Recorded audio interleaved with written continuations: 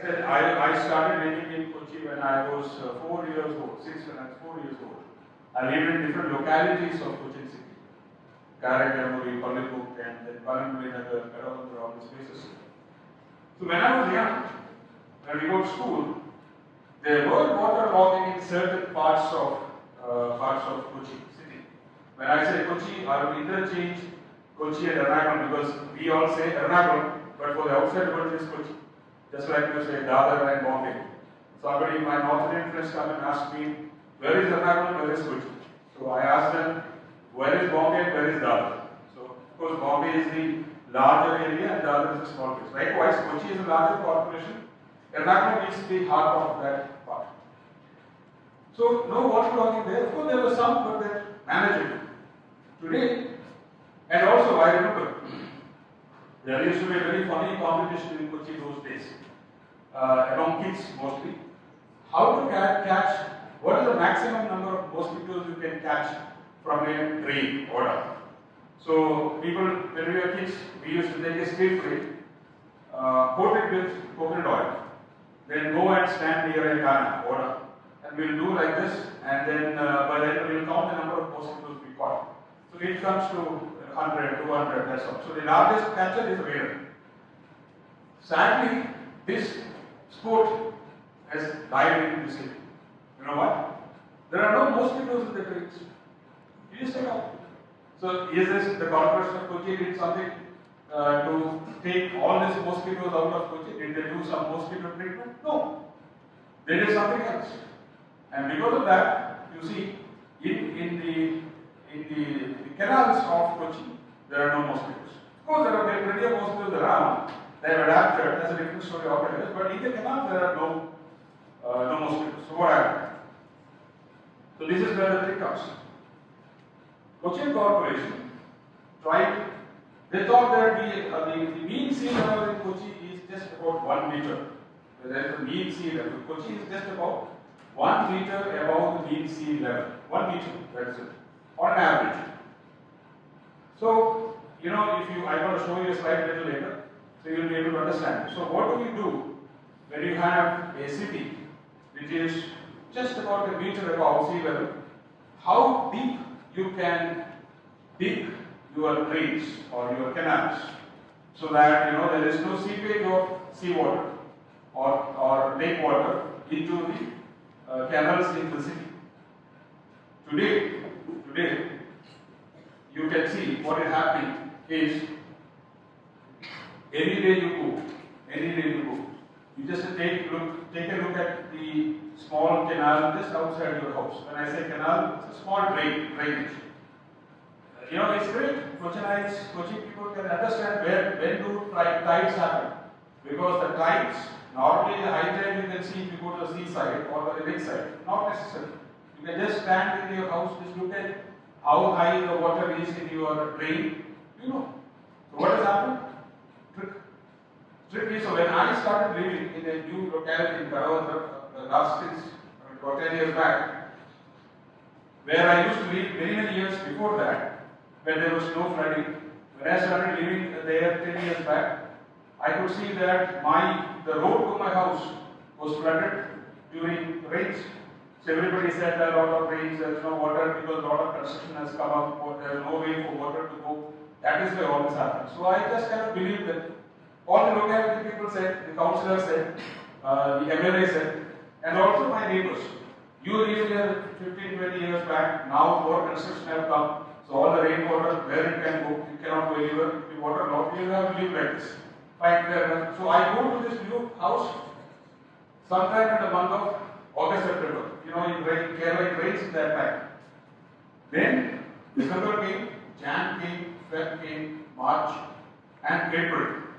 The height of summer, no rains for the last month or so, no rains, not even a drop of rain has fallen in Kochi. Still, my small road was flooded.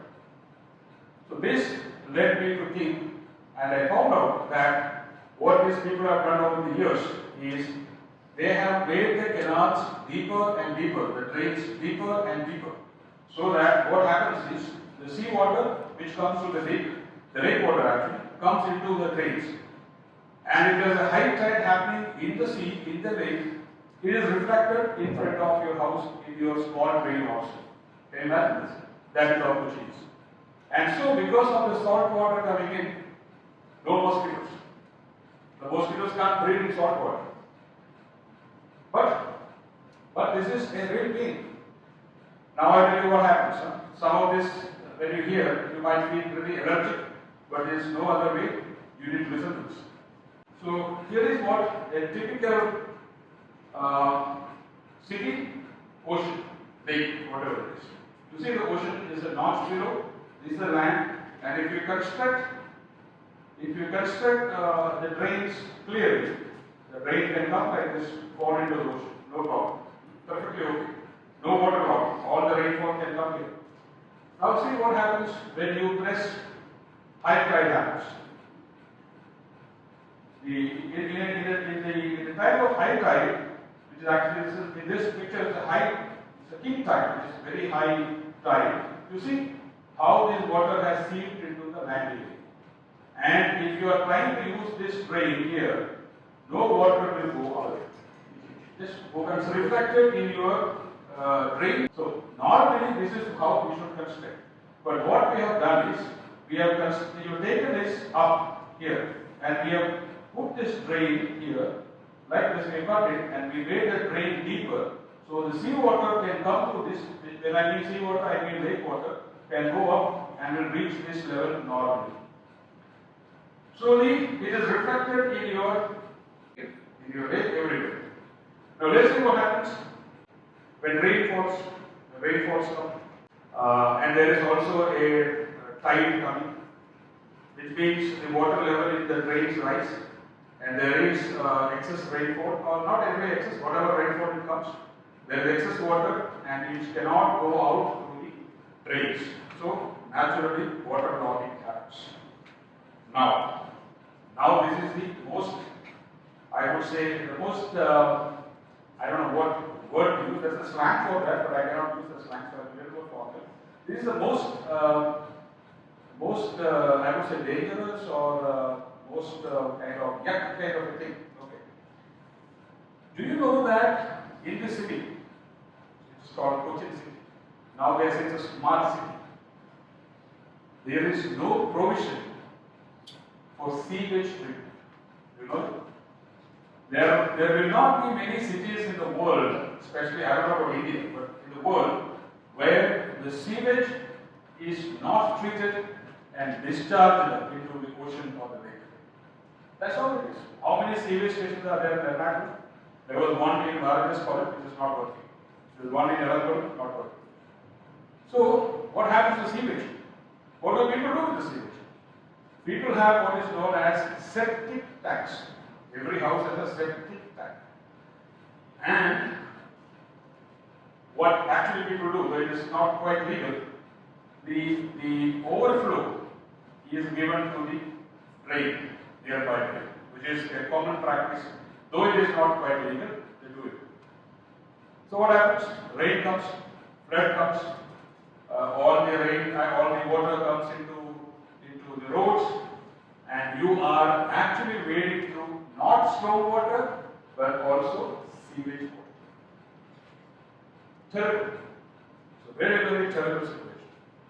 And suppose you obey the law and you don't give this drain into, don't give the outlet of the septic tank into the drain, and you are law-abiding citizen, you have to clean it periodically. That's not a difficulty. There are so many people who provide the cleaning.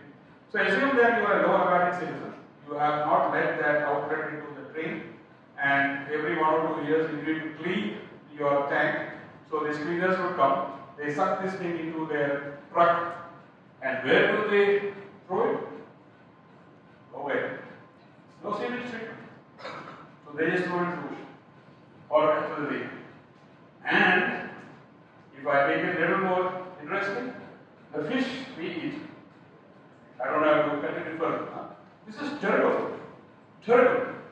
You can make the city smart, you can do all, you can build a metro, you can do anything. Wonderful. You can have skyscrapers, great roads, but this is fundamental. It's very fundamental. And it is not that Cochin Corporation have not done this. I remember when I was in school, the NG road nearby, the entire NG road was dug up to the center for laying sewage treatment pipes. I remember very clearly. And not only NG road, Karakyamari road, many of the roads in Kochi, in Ernakulam city, those days, I am talking about 70s, were dug up and sewage pipes were laid. And the idea was to take it to sewage pumping station in Maharaja's ground and then push it, probably treat it or pump it to the sea. Today, on top of that drainage pipe, metro pillars are there.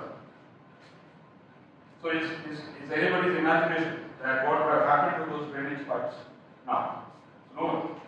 So this is really a terrible situation in Kochi, and this is something which we have to address. We have to enlighten the community that we live in. That number one, take your drains below, above the sea level. The discharge should always be above sea level.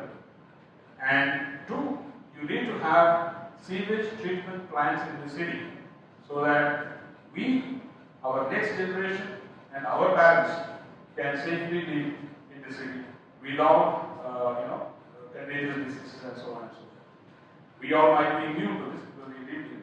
But if a foreigner comes here, very dangerous, because they are not immune to these parasites and whatever, the salmonella viruses and bacteria and so on and so forth. So this is what I just wanted to present before you and just highlight that solutions are there, but then of course this has to be highlighted and then told over and over again so that it gets echoed into the decision makers and slowly but steadily progress happens. Thank you very much.